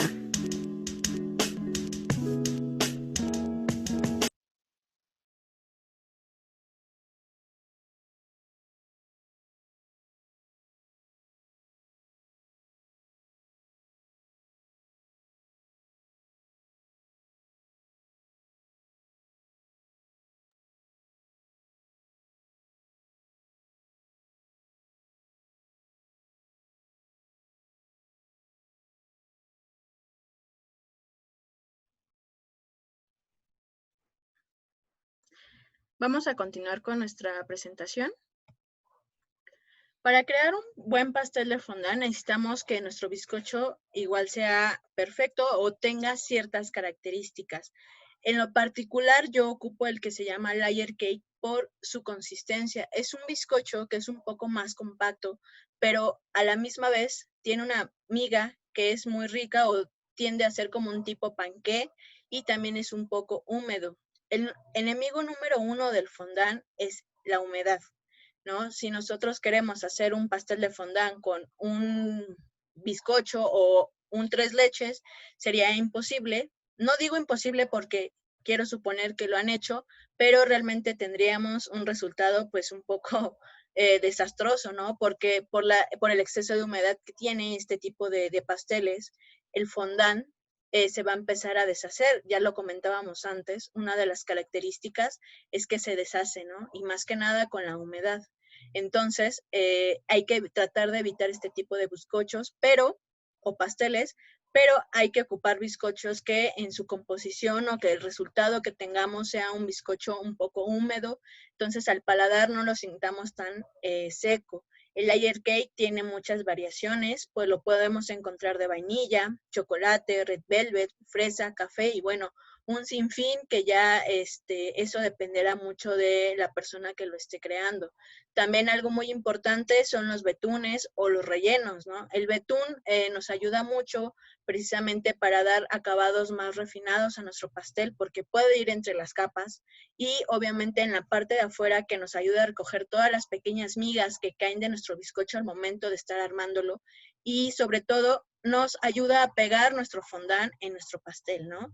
Y con esto, entre más liso tengamos nuestro pastel al momento de embetunarlo, más liso vamos a tener nuestro fondant. Es importante que yo ocupo en lo particular igual buttercream, que es un betún que al momento de solidificar o que se está a temperatura ambiente, un poco en refrigeración, empieza a ser un poco más compacto y un poco más duro. Entonces, esto nos va a ayudar a que resista todo el peso que vamos a poner en nuestro pastel. Ustedes han visto que hay pasteles de un piso, ¿no? Pero sin embargo, el simple hecho de forrarlo con fondant genera un peso en nuestro pastel. Hay otros que tienen 2, 3 pisos, ¿no? O muchas cosas encima. Sin embargo, estos tienen algunos soportes en la parte de en medio precisamente para soportar como toda esta parte. Entonces va a depender mucho de lo que vayamos a hacer. Va a ser el tipo de nuestro pastel, ¿no? Obviamente se pueden ocupar cualquier otro tipo de bizcochos que tenga estas características, ¿no? Podemos ocupar a lo mejor uno de carrot cake si queremos hacerlo diferente o un bizcocho americano, ¿no? Entonces depende mucho de lo que queramos hacer. Bueno, hablando de fondant, encontré, o creo que la mayoría conocemos a varios chefs famosos que se dedican a esta arte. Entre ellos, uno es Ana Ruiz. Tal vez la ubiquen porque aparece en el programa de Nailed It en Netflix aquí en México, ¿no? Entonces es una de las jueces que aparece en este programa. Ella lleva 20 años más de experiencia en la industria del arte culinario. Ella encontró en el fondant como la mejor herramienta para expresar su arte. Hace creaciones muy bonitas, pero sobre todo ella abrió en el 2011 Ana Ruiz Store, una tienda aquí en la Ciudad de México que ofrece productos precisamente para trabajar con fondant. Entonces, ella tiene una amplia gama de productos que ocupan para fondant, ¿no? También tenemos al chef Hugo Fernández. Tal vez él no sea tan conocido porque no sale tanto en la televisión o así, pero en el año 1990 él aperturó un taller dedicado a la creación de nuevas técnicas de pastelería y repostería creativa, así como su enseñanza, ¿no? En el 2010, él emprendió un negocio y precisamente sacó su línea de matizadores que, bueno, realmente ya los venden en ciertos lugares. Por ejemplo, uno de los lugares más importantes que se conoce aquí en México, pues es La Alpina, que es de materias primas. La mayoría de las personas van a comprar ahí. Sin embargo, existen muchísimos más, ¿no? Dentro, por ejemplo, de La Merced, hay locales específicos para este tipo de productos, ¿no? Entonces, podemos encontrar muchas variedades y muchos lugares donde podamos adquirir estos productos. Entonces, él genera su línea de matizadores, ¿no? Y aparte hace creaciones también muy extraordinarias de fondant. Él también cuenta con su canal de YouTube y aparte su página de Facebook. Y bueno, tenemos al chef Body Palastro, que él no es mexicano, pero realmente es uno de los más icónicos, ya que pues tiene su programa y creo que al menos la mayoría ha visto este programa de K-Boss, donde hacen creaciones pues espectaculares, ¿no? Aquí ya realmente él genera una obra de arte con sus pasteles.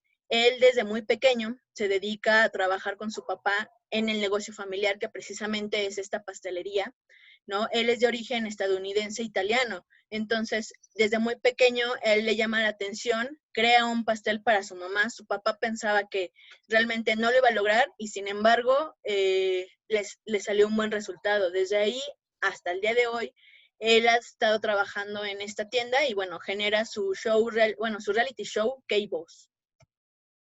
¿Alguien tiene alguna pregunta? ¿Qué les está pareciendo? Este tan solo es como la primera parte de fondant, como lo más básico. Posteriormente, el día miércoles, vamos a ver un poco más a fondo sobre los tipos de fondant, algunos tipos de betún y sobre todo, pues realmente el fondant es más de práctica. Vamos a ver algunas prácticas. De hecho, se les pidieron algunos materiales para que pudiéramos realizar el fondant con malvaviscos. Y aparte, vamos a aprender en algún video que les vamos a pasar, hacer, ¿cómo se llama? Fondant con glucosa y glicerina.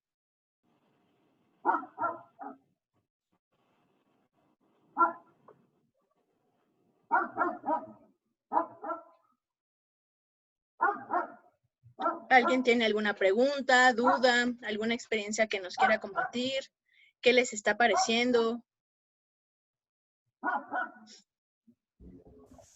A mí me parece muy interesante, muy bonito. Muchas Yo gracias. nunca he hecho pasteles, me llama mucho la atención, pero la verdad en pasteles sí no. Pero está muy interesante. Muchas gracias. Bueno, sí he probado algunos de fondant, pasteles, pero en ocasiones como que el bizcocho se me hace muy, como que muy seco, como que le falta algo. Exactamente. Se ve muy bonito, son impresionantes, he visto trabajos muy bonitos. Hace años, no sé si conocieron a la señora Maite de Alvarado, que ella No fue lo una de las... ubico. Esto ya te estoy hablando hace como 30 años. Es lo que tengo. Y ella, recuerdo que ganó un premio porque hizo el castillo de Walt Disney en fondant hace muchos años. Sí, claro. En una ocasión fui a recoger un pastel de una campana para una boda en fondant, pero esto ya es hace mucho tiempo y la verdad sí era un trabajo muy impresionante. Pero después probé otros pasteles y sí tienen mucha imagen, pero en el fondo, ahora sí, lo que es el bizcocho como que está muy seco, como que no va acorde al trabajo exterior. Y yo creo que podríamos ahí checar otro tipo de bizcocho. Sí, exactamente. De hecho, era por eso que les mencionaba este tipo de bizcochos, porque obviamente también depende mucho del horneado y del tiempo, ¿no? También es como una técnica totalmente o es un arte hornear. Entonces, si este bizcocho lo dejamos de más, en el horno pierde su humedad. Este bizcocho es un poco más húmedo en su preparación. Es, como les comentaba, es un tipo como panqué, pero también se puede agregar algunos jarabes en nuestro bizcocho para darle esta humedad y un poco más de consistencia, ¿no? Por eso también son importantes los rellenos. No solamente puede ser una buttercream, podemos meter un mousse de chocolate, un mousse de alguna fruta. Entonces, aquí es donde vamos a meter también nuestra imaginación. Una mermelada, por ejemplo, pongo mi base de betún y aparte pongo una mermelada y ya le estamos dando como un extra a nuestro pastel, porque como lo dices, pues es una vista impresionante, pero no va acorde a veces con nuestro. Por eso es que mucha gente dice, ay, no, es que sí está muy bonito, pero prefiero uno de 3 leches, pues porque tiene más sabor, porque, ¿no? Entonces, sí tienen muchísima razón, pero por eso es que hay que trabajar y buscar la manera de que nuestra decoración vaya acorde con nuestro interior, ¿no? Hola, ¿qué tal? Buenas tardes. Hola, buenas tardes. Yo en un tiempo pues estuve trabajando ahora sí que en un restaurante, bueno, de 5 estrellas, en el cual trabajaban ahora sí que esta técnica. A los bizcochos les ponían, para que no salieran tan secos, les aventaban tantito almíbar, o si no, o los hacían envinados para que tuvieran una consistencia un poco más húmeda. Ahora sí que completamente no le aventaban mucho por lo mismo que ustedes comentan, que se disuelve el azúcar y todo eso, pero sí le da, ahora sí que sí le da un plus al panqué y al bizcocho. Sí, exactamente. Muchas gracias.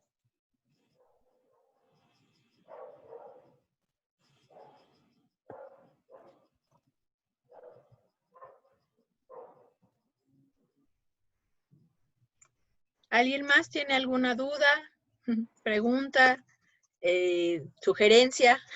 Lo que ustedes quieran.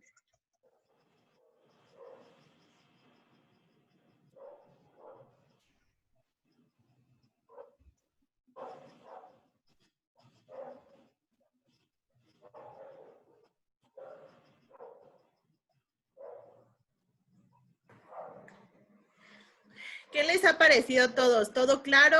Estamos bien hasta ahorita y nos vamos esperando con ansias la segunda parte de fondant.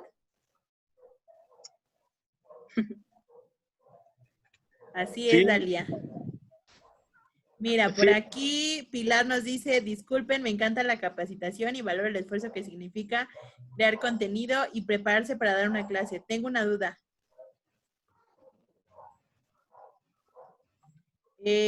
Respecto a panadería, que fue de los otros módulos que entré, quisiera de verdad compartir las enseñanzas con mis alumnas, pero no tengo horno y por ahora no puedo comprarle estufa con horno. Lo checamos ahorita, Pilar, si quieres. ¿Te parece bien? Excelente. Y todos están esperando con ansias fondant. Muy bien. Pues los invitamos a que si pueden traer su material, aunque sea plastilina, les dimos ahí algunas opciones con la invitación.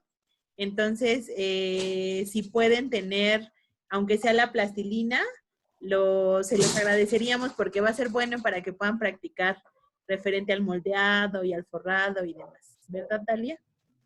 Exactamente, realmente les dimos como varias opciones porque como les comentaba, el fondant es más que práctica. Uno desde pequeño pues le enseñaron a jugar con plastilina, ¿no? Entonces prácticamente el fondant es como si fuera una plastilina y pues ya le vamos dando la forma y la creatividad que cada uno quiera. Entonces les dimos varias opciones para que ustedes puedan practicar desde el forrar. Les pedimos si no tienen... Obviamente va a ser muy difícil hacer un bizcocho en ese momento, pero yo les voy a pasar la forma de hacerlo. Entonces, les pedimos una mantecadita o algo que ustedes puedan cubrir para que vayan practicando como el forrado de los pasteles, ¿no? Obviamente esto también es mucha práctica. Al principio empiezan a quedar pliegues o es un poco complicado. Es mucha práctica, al igual que el modelado de nuestras figuras. Por eso era que mencionaba los moldes de silicón, porque estos ya cuentan con un relieve, ¿no? Por dentro. Nosotros ponemos nuestro fondant y, bueno, en él sale la figura. Entonces, si quiero una colita de sirena, pues ya no la hago a mano. Me ahorro el tiempo de hacerla a mano, que hay personas que lo hacen porque tienen mucha creatividad, tienen mucha habilidad, entonces lo pueden hacer. Pero existen estas otras opciones para que pongamos o tengamos otras figuras y poderlas hacer, nada más pintamos o ya les damos nuestro toque personal y es aquí donde pues ya podemos ocupar estas decoraciones. Tampoco se asusten si al principio no les queda, es normal, ¿no? O sea, yo empecé también así, ¿no? Equivocándome. Todavía no perfecciono como todas las técnicas, pero poco a poco, con práctica y todo, pues hemos mejorado, ¿no? He mejorado. Entonces yo los invito realmente que si les interesa el fondant, la clase que viene vamos a hacer fondant con malvaviscos, que es uno de los más sencillos y que podemos tener como más al alcance, ¿no? En su defecto comprarlo para que ustedes puedan practicar pues esta parte de fondant. Aquí también les dejo el código de Classroom, que es donde hemos estado subiendo todo el material didáctico de grabaciones. La capacitación de chocolatería que tuvimos la semana pasada, ya está el contenido en la plataforma para que lo puedan checar. Videos, grabaciones de las clases y material didáctico extra para que ustedes lo chequen. Y si tienen alguna duda, nos las hagan saber. Y sobre todo estamos precisamente para apoyarlos. Si son, aunque sean dudas técnicas, también compártalas con nosotros. Si podemos resolverlas, las resolvemos juntos. Y sobre todo que tengan la confianza de que estamos aquí para apoyarlos en todo momento. Dalia, tenemos una pregunta de cómo evitar que el fondant se agriete al secarse. Esto pasa porque al momento de estar amasando, incorporamos muchos secos. Por ejemplo, yo lo que ocupo es maicena para estirar, pero no hay que agregar tanta porque se reseca. Lo que puedo hacer es agregar un poco de manteca a nuestro fondant, un poco de manteca vegetal a nuestro fondant, amasarlo y con eso ya nos queda perfectamente hidratado. Entonces, cuando forremos un pastel, si ese es el problema, por ejemplo, hay que agregar manteca, no hay que ocupar tanta maicena o azúcar glass porque precisamente al momento de secar se agrieta. Entonces, te recomiendo que cuando vayas a forrar o vayas a amasar y estirar tu fondant, agregues una cierta cantidad de manteca cuando tú lo sientas que sea una masa como la plastilina. Así tiene que quedar, aparte es más manejable. Esto te va a ayudar a que esté hidratado y no se agriete.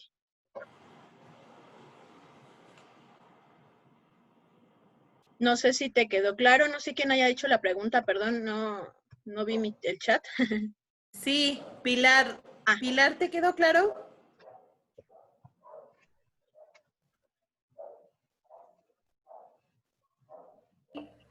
Una pregunta. Sí, claro. ¿El rodillo de silicón también me sirve? Sí, de hecho sí, lo que queremos es que sea un material que no sea, bueno, que sea, ¿cómo se dice? Antiadherente. Entonces podemos ocupar alguno, ya sea de metal, de policarbonato, de silicón o hasta en su defecto de madera. Los de madera lo que tienen es que como tienen algunos, no son totalmente lisos, queda un poquito la forma del rodillo. Solamente es por eso, pero sin embargo puedes ocupar cualquier tipo de rodillo. Solamente es para, el de policarbonato es para que no se te pegue porque tiene como un recubrimiento que hace que sea antiadherente. Pero si ocupas cualquier otro, podemos poner un poquito de maicena y con eso basta. Disculpen, me quedó claro que comentaban de la manteca, pero ¿qué porcentaje sería más o menos? Depende la cantidad de fondant. Yo, por ejemplo, la verdad no la peso o no la mido porque más que nada es la consistencia. Te comento, cuando yo veo que un fondant está muy duro o que se hace como pedacitos porque está muy seco, voy agregando un poco de manteca poco a poco, voy amasando y cuando la consistencia está como una plastilina, o sea, así tampoco debe ser tan grasosa, entonces voy agregando de poquito en poquito hasta que tenga esa consistencia como tipo plastilina, ¿no? Que sea manejable, que tú lo puedas presionar y se pueda hacer la forma, ¿no? Y sobre todo que tampoco se te pegue en una superficie, porque si se te pega es que nos hemos pasado de manteca. Entonces te recomiendo que vayas poniendo de poquito en poquito y sintiendo la consistencia de tu fondant. No sé si te quedó un poquito más claro. Sí, de nada.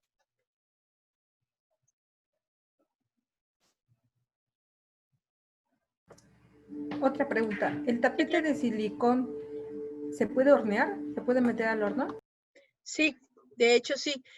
Hay diferentes tipos de tapetes. Hay unos que llaman Silpat. Estos tapetes tienen como una tipo malla y aparte están recubiertos de silicón. Esto los puedes meter perfectamente. Los que mostré en el video son tapetes que tienen más que nada como las figuras, ¿no? Como los tamaños más bien, para que tú vayas midiendo tu fondant si es lo que necesitas, pero sí se pueden hornear, ¿no? Solamente sí hay que cerciorarnos de que sea silicón o silpat para que los podamos meter al horno.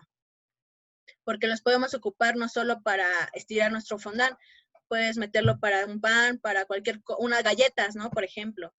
Entonces, sí lo puedes meter. Gracias. De nada.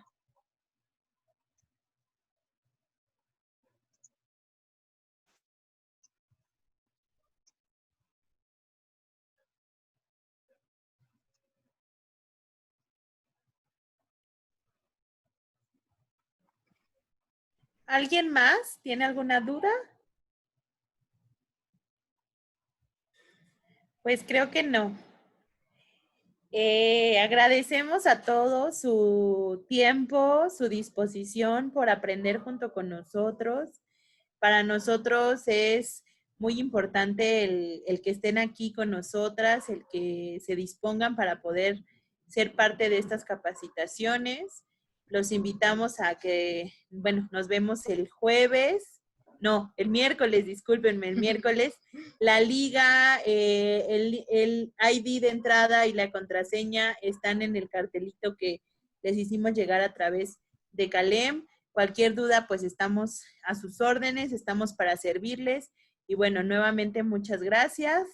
El día de hoy, pues por el día de hoy es todo y nos vemos el siguiente miércoles. No sé si Dalia quieras decir algo más.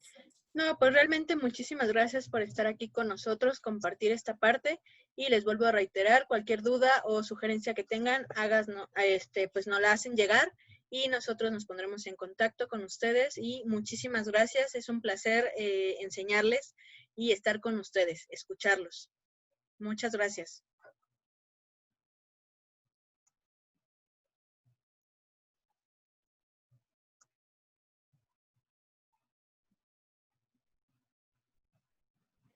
Linda noche, Itzel. Gracias. Hasta luego. Gracias, buena tarde. Gracias, igualmente a todos. Buena tarde. Muchas gracias. Hasta luego. Hasta luego. Hasta luego. Pilar, si quieres nos quedamos un momentito para comentarte rápido. ¿Te parece bien? Ahorita que todos se desconecten, tú y, bueno, nosotras nos quedamos un momentito. Buena tarde para todos. Gracias. Gracias, Guadalupe. Hasta luego. Ya, excelente tarde. Pame. Dime. Te quiero enseñar mi palanqueta. A ver, sí, claro. Ya la hice, nada más para que me digas. Sí, sí quedó, mira. Sí, nada más asegúrate de que esté bien compactada. Apriétala súper bien sobre, bueno, por encima con otro papelito encerado y déjala secar aproximadamente 2 horas. Si ves que el tiempo es insuficiente, la dejas secar un poquito más o, por consejo de Dalia, la puedes meter al horno y va a secar mucho más rápido. Pero a temperatura ambiente va a secar en un par de horas. Te quedó muy bien. Muchas felicidades, Ofelia. Y muchas felicidades. Ay, gracias. Perfecto. Qué bueno que sí lo hiciste. Me da mucho gusto que lo hayas hecho.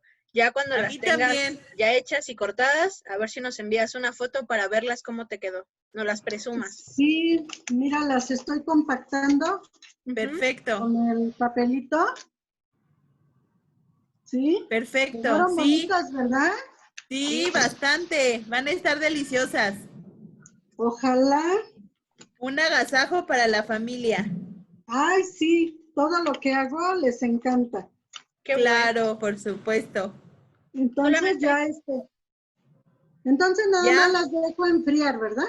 Sí, así es. Sí. Hago una recomendación. Ahorita, como vemos, el clima está húmedo por la lluvia. Si en dado caso no se llegan a secar por la humedad que hay ahorita, sí te recomiendo meterlas un poquito al horno, alrededor de unos 10 o 15 minutos a unos 160, 170, si es que no se llegase a secar por el clima. Y ya cuando salgan... ¿Para que se seque ahí? Ajá, exactamente. Ya cuando lo saques va a salir un poco como maleable, precisamente porque el caramelo otra vez se deshizo, pero en cuanto tú ya dejes secarlas, como eliminó el exceso de humedad, ya van a quedar crujientes. Entonces, si en dado caso no se hacen, eso te recomiendo. Muchas gracias, chicas. De nada. Gracias a ti, Ofelia. Cuídate, que estés bien. Hasta luego. Hasta luego. Gracias a ti. Por su tiempo y su dedicación, porque lo hacen con mucho amor. Muchas gracias a ti. Gracias, Ofelia. Muchas gracias. Bye. Bye. Hasta luego.